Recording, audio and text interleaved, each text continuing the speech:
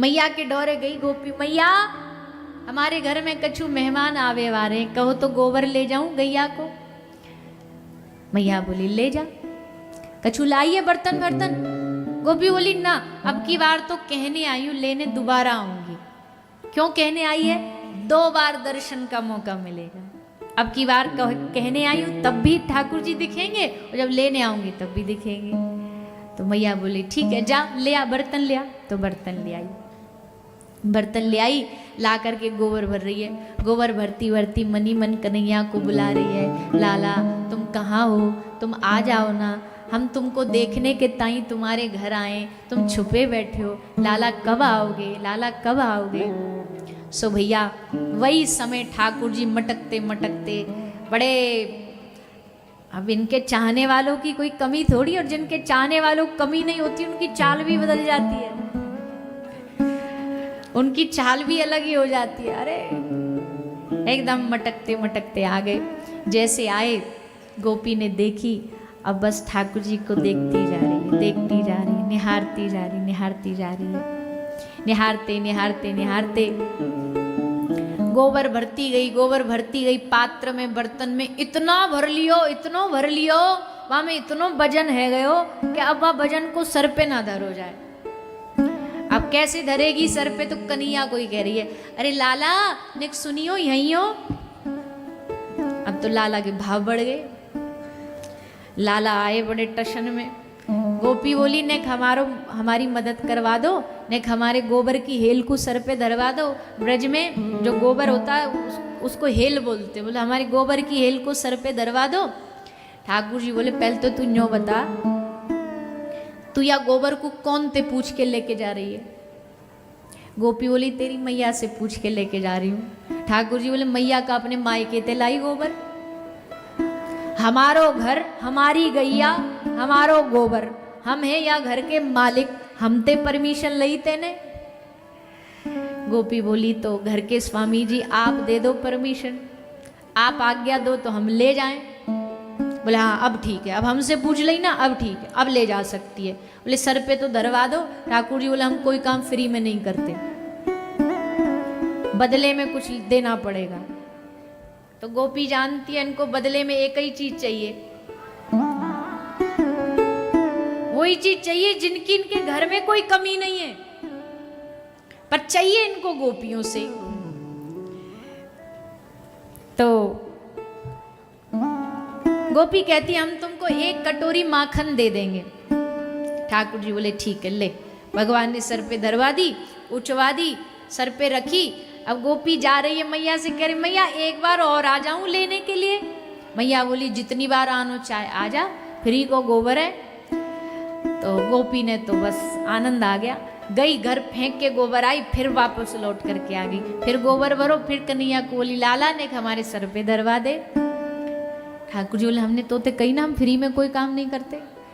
गोपी बोली तो 2 कटोरी माखन ले लियो, एक पहलो एक अब को, और आगे भी अभी तो आऊंगी बार बार, जितनी बार उठवाओगे उतने कटोरी माखन दे दूंगी। ठाकुर जी बोले अच्छो हमको कैसे याद रहेगी, हमारे गणित तो बड़ो वीक है, हमको तो गणित आवे नहीं है, हमको कैसे याद रहेगी कि भैया कितनी कटोरी माखन चाहिए हमें, कितनी बार तेरी हेल उचवाई कैसे याद रहेगी। तो गोपी बोली चलो एक हमारे पास एक आइडिया है। बोले हम जितनी बार तुम हमारी सर पे गोबर धरवाओगे ना, उतनी बार वह गोबर में से थोड़ा सा गोबर की टिकिया लेके मैं तुम्हारे मुंह पे लगा दूंगी, तो बाद में गिन लेंगे। ठाकुर जी बोले हाँ ये बढ़िया आइडिया है एकदम, गोपी बड़ा दिमाग है तो मैं चल एक पहलो एक अब को 2 लगा दे, एक यहाँ लगा दे, एक यहाँ लगा दे। तो गोपी ने नेक्स्ट गोबर लेके एक या गाल पे लगा दियो, नेक्स्ट गोबर लेके एक या गाल पे लगा दियो। तीसरी बार माथे पे, चौथी बार नाक पे, 5वीं बार ठोड़ी पे, फिर 6वीं बार, 7वीं बार, 8वीं बार, बढ़ते बढ़ते बढ़ते बढ़ते बढ़ते बढ़ते ठाकुर जी को पूरा मोही गोबर में भर गयो, पूरा मोड़ो गोबर में सन गयो। अब मैया ढोरे इतराते इतराते जा रहे हैं, और मैया ने जैसे देखी मैया चिल्लाई अरे राम भूत आ गो। ठाकुर जी बोले भूत नहीं हूं तुम्हारो लाला हूं। मैया बोली लाला तेने का हाल मचा रखो अपनो सबरो गोबर ते मोड़ो, ला तेरो मोड़ो धुआं लगे, गिर गयो तू गोबर में, तेरो मोड़ो धुआ दू। ठाकुर जी बोले खबरदार मैया हाथ लगायो तो मेरो हिसाब बिगड़ जाएगो।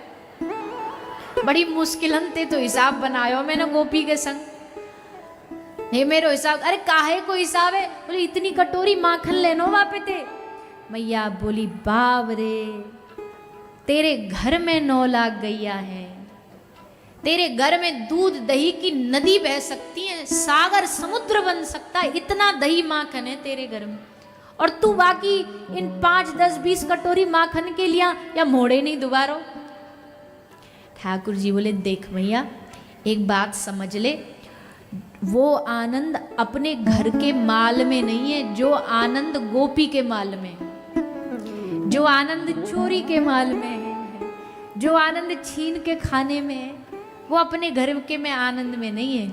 और मैया तू जानती नहीं, ये गोपी बाहर बाहर से ही बस शिकायतें करती है, मन से तो ये हर रोज मुझे बुलाती है, घर में बुलाती है। अब बता जब घर में पहुंच जाऊं तो शिकायत करने आ जाती है, तो मैया बुलाती काहे को है? पर गोपी का बुलाना कोई और नहीं सुन पाता था, गोपी का बुलाना केवल ठाकुर जी सुन पाते थे, केवल ठाकुर जी सुनते थे। तो भैया ऐसा ब्रज रस भगवान ने इस ब्रज की भूमि पर प्रकट किया है, सबको आनंद देने के लिए ही आए हैं। आनंद कंद भगवान है, आनंद रस के लिए आए हैं। सब ब्रजवासियों का जीवन का केंद्र श्याम सुंदर बन गए, गैयाओं के प्राण कृष्ण बन गए, गायों के प्राण कृष्ण बन गए, कृष्ण की प्राण गौ माता बन गई। और कुछ नहीं सूझता था इन गायों को, बस ठाकुर जी का ही उन्हीं के आसपास घूमती रहती, कन्हैया इनके आसपास घूमते रहते और ये गैया इनके पास घूमती रहती। और वैसे भी देखो गाय तो वहीं जाएगी जहाँ प्यार मिलेगा, और ठाकुर जी तो कितना प्रेम देते थे गौ माता को।